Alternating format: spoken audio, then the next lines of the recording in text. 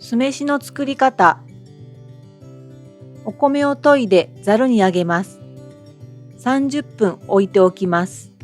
炊飯器にお米、水、昆布、酒を入れて炊きます。普通のご飯より固めに炊き上げる分量です。ご飯を炊いている間にすし酢を作ります。お酢、砂糖、塩を合わせてよく混ぜます。半台を湿らせておきます。ご飯が炊き上がったら半台に移し入れ、さっと広げます。合わせたすし酢をご飯全体に回しかけます。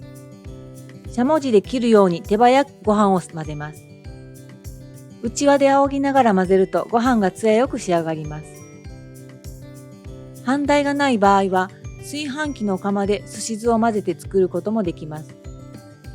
その場合は混ぜ終わったら浅いお皿に酢飯を広げて冷ましていきます。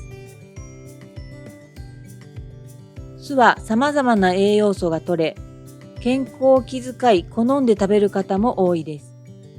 しかし、酢飯は糖質の摂取も増えるので、食べ過ぎには注意してください。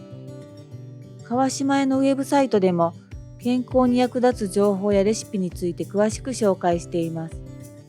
川島屋チャンネルでは、レシピや作り方動画を配信しています。